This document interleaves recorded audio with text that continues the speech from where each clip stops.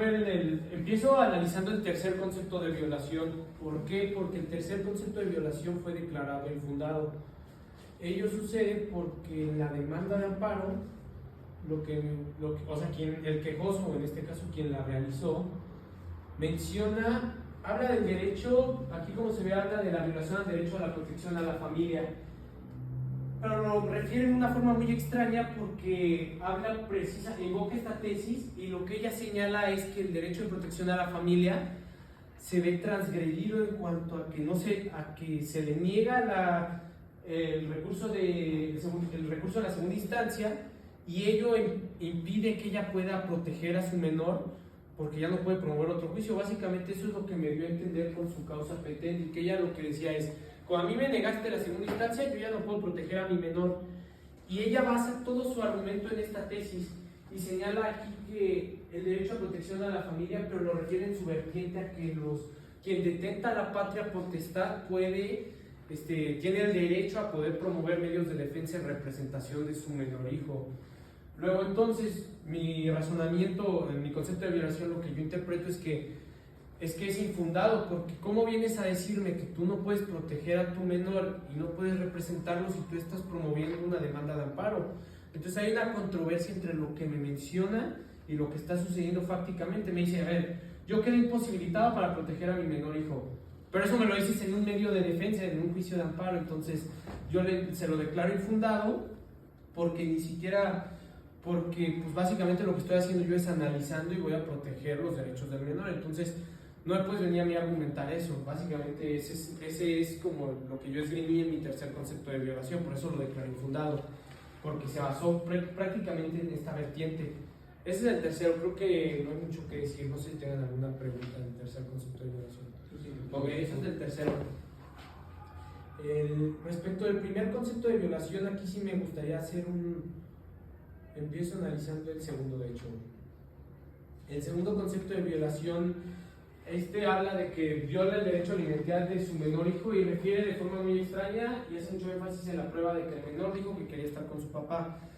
Aquí yo lo que interpreté es que lo que ella quiere decir es básicamente que la autoridad en ningún momento tomó en consideración las realidades y tampoco ponderó los derechos. Entonces, el segundo concepto de violación, lo que yo hago es analizar cómo es que la autoridad tiene un deber por medio a la luz del interés superior del menor, que en una de sus vertientes habla de que el principio de interés superior del menor tiene una vertiente referente a la interpretación jurídica.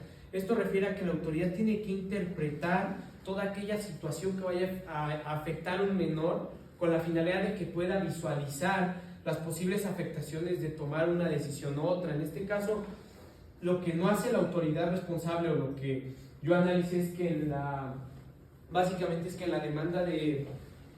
A ver, lo voy a proyectar aquí más fácil para darme más a entender. Tercer concepto, segundo concepto. Lo que dice básicamente el quejoso es que en ningún momento se realizó la ponderación. Yo lo analizo y lo que llego a la determinación de que efectivamente la autoridad en ningún momento se detiene a realizar un ejercicio de ponderación respecto de qué derechos involucran la permanencia de la realidad social, qué derechos involucran la permanencia de la realidad social y cómo el decidir que prevalezca la realidad social sobre la biológica va a afectar al menor. Entonces, la omisión se encuentra en que la autoridad en ningún momento llegó a realizar un análisis profundo en cuanto a cómo el que se decida la realidad social o biológica va a prevalecer el interés superior del menor. O sea, el razonamiento es básicamente que falta motivación, faltó una debida motivación en cuanto a que se analizara a profundidad las implicaciones de una u otra consecuencia.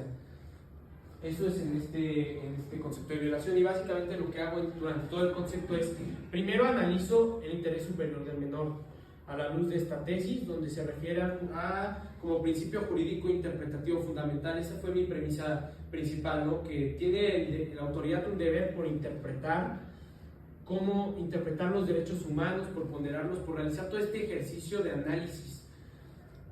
Posteriormente, lo que yo analizo es cómo el derecho a la identidad, a la salud física y mental van ligados a la realidad biológica y a la realidad social. O sea, cómo interactúan los derechos y qué derechos se ven involucrados en la realidad social, en la realidad biológica, y cómo el que prevalezca una u otra trae afectaciones.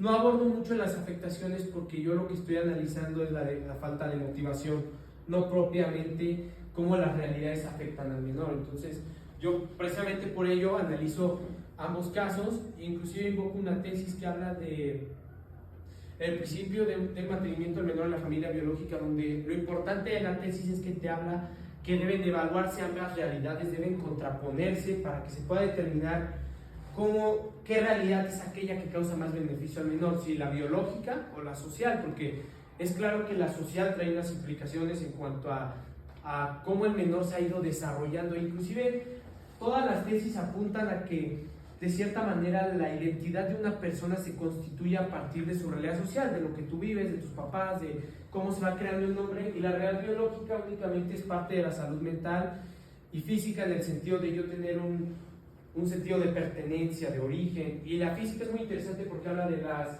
enfermedades biológicas, pero entonces es ahí donde entra esa parte de cómo la autoridad en ningún momento se puso a detenerse y analizar todos estos puntos, todos estos conceptos para poder aterrizar sus decisiones. Y como ello faltó, entonces lo que la autoridad básicamente no hace es motivar debidamente su determinación de negar la permanencia de la realidad biológica.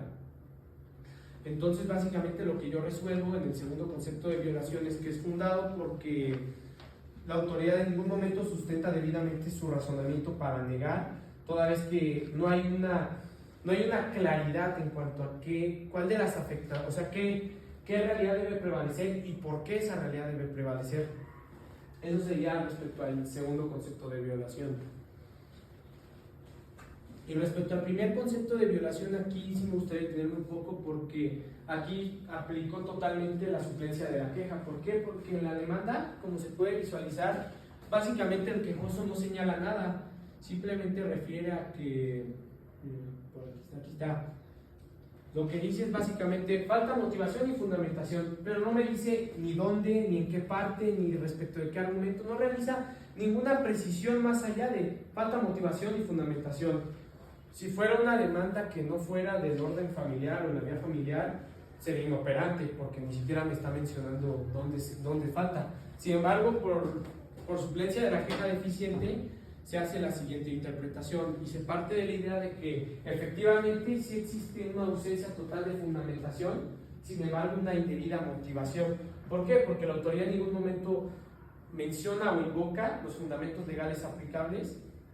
Sin embargo, tampoco hace una conexión lógica entre el fundamento, los hechos y cómo esos hechos actualizan el supuesto normativo contenido en el fundamento. Inclusive en esta parte yo hablo de la fundamentación y motivación, de cómo la fundamentación refiere al precepto aplicable y el supuesto normativo, la motivación a las razones, y a partir de la motivación y la fundamentación debe haber un nexo lógico que conecte el por qué esas razones actualizan un supuesto normativo, y eso da pauta a que se aplique lo que la norma dispone.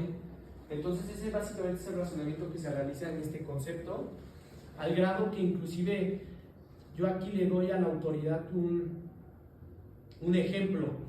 Esto se resuelve en la sentencia de segunda instancia. Básicamente esto es lo que se resuelve. Sin embargo, como se puede observar, no se menciona un artículo y tampoco qué supuesto normativo contiene ese artículo. Luego entonces yo le señalo a la autoridad que el artículo es el 4.115 del Código Civil para el Estado de México y que establece este supuesto normativo, que es que quien dona debe mantenerse en el anonimato y no se puede dar lugar a una investigación. Por tanto, lo que la autoridad debió haber hecho es haber invocado el fundamento legal, que ni siquiera lo invocó, haber mencionado las razones de por qué ese fundamento es aplicable al caso concreto, y todo eso ligado va a dar pauta que el quejoso puede entender por qué no puede conocer a su padre biológico. Entonces, como hay ausencia o deficiencia en realizar esta conexión lógica, básicamente lo que se resuelve es que hay una indebida motivación. Ello, sumado al concepto anterior en cuanto a que no se ponderó, da pauta a que se conceda el amparo. ¿Por qué? Porque no hay una debida motivación en cuanto a todas las razones, en cuanto a por qué se niegan los argumentos de los quejosos en la segunda instancia. Luego entonces, como concedí el amparo, considera amparo para efectos. ¿Y cuáles son los efectos? Que la autoridad emita una nueva sentencia, pero uno, atendiendo a la ponderación, que realice una ponderación suficiente que sustente sus determinaciones, y más allá que sustente sus determinaciones, que justifique por qué esa decisión atiende al interés superior del menor. El segundo efecto que yo hago es que lo que debe hacer que se resuelve es que la autoridad debe invocar el fundamento legal y debe realizar este nexo conector entre el fundamento y las razones. Es así que el efecto de las sentencias es que emitan una nueva sentencia, por tanto no como tal lo que se resuelve, lo que se le pide a la autoridad es que emita una nueva sentencia considerando lo mencionado en esta. No sé si tienen alguna pregunta. Muchas gracias, Pedro, por la exposición. Como siempre, eres muy claro y muy conciso en tus exposiciones. ¿Sigo grabando? Sí. ¿Sí? Eres muy claro. Ah, va. No, ¿No? ya no. Es solo para